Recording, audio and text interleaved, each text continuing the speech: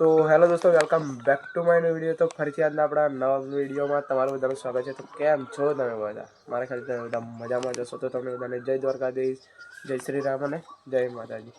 તો મિત્રો, અત્યારે આપણે ડેરીએ જઈને આવી ગયા છીએ પાછા ઘરે। હેલો, સીને ગયા હતા પણ નાસ્તો કરવાનો બાકી હતો, એટલે જોઈ લો આપણે ગાંઠિયા લઈને આવ્યા છીએ ભાવનગરી। હવે ખબર નહીં આ ભાવનગરથી આવે છે તો પછી અહીંયાથી જ બનાવ્યા હાલે, જોઈ લો। તો મિત્રો, હવે આપણે ચા નાસ્તો કરી લઈએ અને પછી તમને બધાને મળીએ। ઓકે, તો વ્લોગમાં કન્ટિન્યુ રહેજો। મિત્રો, અત્યારે આપણે ચા નાસ્તો કરીને આવી ગયા છીએ નીચે, અને તમે જોઈ શકો છો એક પણ ગાય નથી આપણી પાસે અત્યારે। અને મિત્રો, પેલી સાઈડ બાંધી છે, નાના નાના વાછણા અહીંયા બાંધ્યા છે, જોઈ લો। અને મિત્રો, એક વાત કહું, ઉનાળામાં કોઈ દાડો વરસાદ જોયો હતો, પણ આજે વરસાદ આવી ગયો યાર સાંજે, જોઈ શકો છો। અહીંયા તો આમ તો નહીં દેખાય, પણ બધું ભીનું ભીનું કરી દીધું છે। આ જો આ દિવેલી પડી છે આપણી, તે ઢાંકી દીધી કે કાલ સાંજે। બરો તમને બતાવું, એક જ મિનિટ યાર। નીચે નોખેલું છે મિત્રો, એટલે દેખાતી નથી, ઊભા રહો, હું તમને આજે બતાવીશ।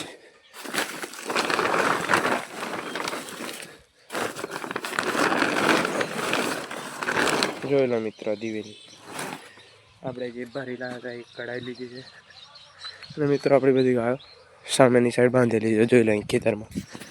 કારણ કે કાલ સાંજે યાર જોરદાર વરસાદ પડ્યો, આપણા મકાઈના પૂરા પણ પલળી ગયા છે। ગાયો જોઈ લો ખાલી, કારણ કે મિત્રો પવન જ એટલો બધો હતો ને, વાવાઝોડું એમ, એટલા માટે આપણે બધી ગાયોને આ સાઈડ બાંધવી પડી હતી। કારણ કે આ પતરા જે છે કદાચ ઉડે બુડે અને ગાયોને કદાચ વાગી જાય, એટલા માટે જોઈ લો। હજી સુધી આપણને ગાયોને કશું નાખ્યું નથી, પણ બધી ગાયો એકદમ શાંતિથી બેઠી ગઈ છે, બેસી રહી છે, જોઈ લો। તો મિત્રો, હવે બધી ગાયોને ઘાસ એમ નાખવાનું છે, અને અહીંયાથી ખીલા ઉપાડીને પેલી સાઈડ મારવાના છે, કારણ કે અહીંયા કાદવ થઈ ગયો છે, કારણ કે આખી રાત ગાયો બહાર જ હતી એટલા માટે।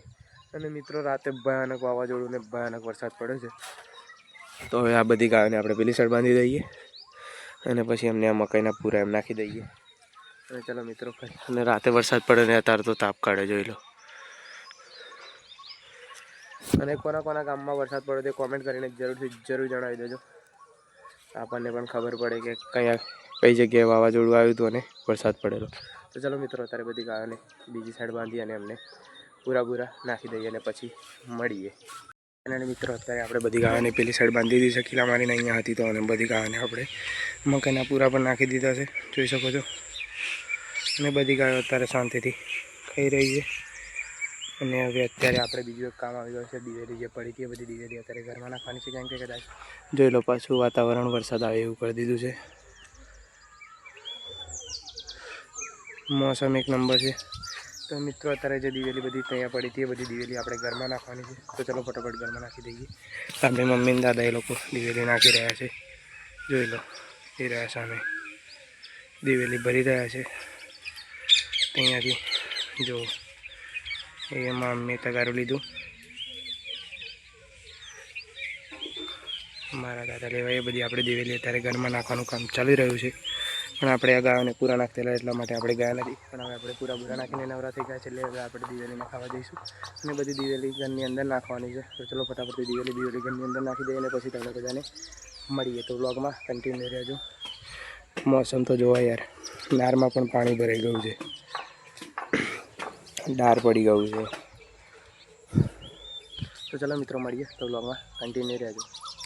અને મિત્રો, અત્યારે આપણે જે અહીંયા દિવેલી પડી હતી એ બધી દિવેલી આપણે ઘરની અંદર નાખી દીધી છે, અને આ દિવેલી થોડીક હજી રહી છે બાકી, આપણે ખાઈ બહીને પછી નાખીશું, કારણ કે આ દિવેલી છે એ મારા દાદાએ ભાગે આપી હતી, તો એટલે જે ભાગદારીની હોય એમની પણ છે આની અંદર। આ મારા દાદા જે હતા એમની પોતાની, એટલે મતલબ કે આગવી છે, આમાં ભાગ છે, એટલે આપણે જુદી નાખીશું ને પેલી પણ આપણે જુદી દિવેલી નાખી દીધી છે। હું તમને બતાવું, જોઈ લો, આ બધું પાથર્યું હતું વેરાયના, એટલે તો અહીંયા નાખી દીધી છે, અને આ ભરીને આપણે આ સાઈડ નાખવાની છે, પેલી સાઈડ નાખી દીધી છે, જોઈ લો। અને મિત્રો, આપણે હમણાં થોડી વાર પહેલાં છાંટા આવ્યા હતા, તો પૂરા પણ ઢાંકી દીધા છે, અને ગાયો જોઈ લો મકાઈના પૂરા ખાઈ લીધા છે, અને આ ઢગલો પડ્યો છે દિવેલી આપણે કઢાઈ હતી એની જે ફોતરી નીકળે ને એનો ઢગલો છે માટે જોઈ લો. અહીંયા દિવેલી કઢાઈ હતી, અહીંયા ઠેસર ઊભું રાખીને અને સેમી. તો મિત્રો અત્યારે હવે આપણે હજી જમવાનું બન્યું નથી, પણ કામ કર્યું એટલે ચા તો પીવી પડે યાર. આપણે ચાના શોખીન છીએ, તો ફટોફટથી આપણે ચા થોડો નાસ્તો કરી લઈએ. બજારમાં જવાનું છે પડેકા લેવા માટે, દાદાએ કીધું કે પડેકા લઈએ, એટલા માટે હવે આપણે એક્ટિવા લઈને જઈશું બજારમાં. અને બાઇક તો 2 કે 3 દિવસની અંદર જ પડી છે, જોઈ લો. તો મિત્રો અત્યારે આપણે જવાનું છે ગામમાં પડેકા લેવા માટે. તો પડેકા લઈને આવીએ અને ચા બાપી લઈએ અને પછી તમને બધાને મળીએ.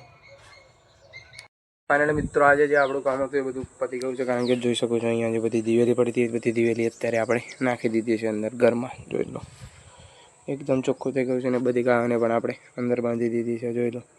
અને દિવેલીનો ઢગલો હજી અહીંયા જ છે, તો ત્યાં નીચે 2 કે 3 ખીલા દબાઈ ગયા છે. અને તાપ આવ્યો હતો ત્યારે તો બધી ગાયોને આપણે અંદર બાંધવાની જરૂર પડી હતી, એટલા માટે આપણે બધી ગાયોને અંદર બાંધી દીધી છે. અને મિત્રો આપણે થાકી ગયા છે અને ગરમી પણ થાય છે, અને સાંજે તો કાલે વરસાદ પડે છે. આ કઈ મોસમ છે એ જ ખબર નહીં પડતી યાર. તો મિત્રો અત્યારે આપણે જવું છે નાહવા માટે, ફ્રેશ થવા માટે. એટલે નાહી ધોઈ લઈએ અને પછી કપડાં ચેન્જ કરી કાઢીએ, કારણ કે હાથ જોઈ લો એ આમ તો તમને નહીં દેખાય, પગ દેખાશે, જોઈ લો. તો મિત્રો અત્યારે આપણે જવું છે નાહવા માટે, અને નાહી ધોઈને ફ્રેશ થઈ જઈએ અને પછી થોડી વાર આરામ કરી લઈએ અને પછી તમને બધાને મળીએ. તો વ્લોગમાં કન્ટિન્યુ રહેજો અને હું તમને બતાવી દઉં કે આપણે દિવેલી ક્યાં નાખી છે. આ જો હજી મારા દાદા કોથરા વારે છે, નાહી રે દિવેલી આ સાઈડ નીકળી છે. શું કરો હા? હે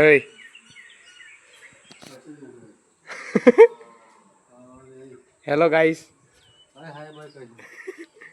હાય જો હેલો કહી દો. તો દોસ્તો બહુ જબરજસ્ત ગરમી થઈ છે, કારણ કે અમે આવડે જ કામ કરીને નવરા થયા એટલા માટે. તો હવે આપણે જવું છે નાવા ધોવા.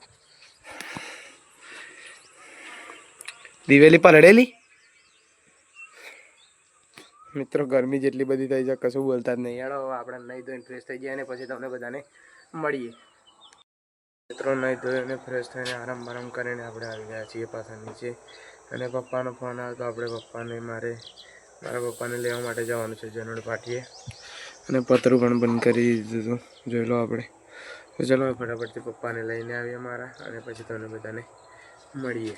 ફાઇનલ મિત્રો હું મારા પપ્પાને લઈને ઘરે આવી ગયો હતો, પણ ઘરે આવ્યો ત્યારે વરસાદ બરોબર ચડાયેલો, કારું ઉંમર વાદળ થઈ ગયું હતું.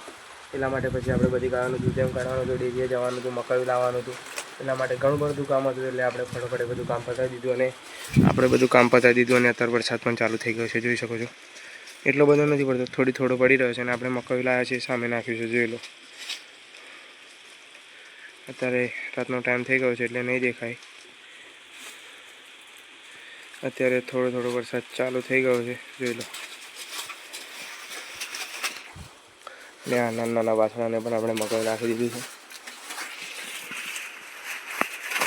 તો ફાઇનલી મિત્રો આપણી બધી જે ગાયો અંદર બાંધી હતી એ બધી ગાયો આપણે બહાર કાઢી નાખી છે. ખાલી આ નાના વાસણા જ આ સાઈડ છે, કારણ કે ગાયોને એટલા માટે બહાર કાઢવી પડી, કારણ કે કદાચ રાતે પવન આવે તો પતરું ઉડે ને ગાયોને વાગે.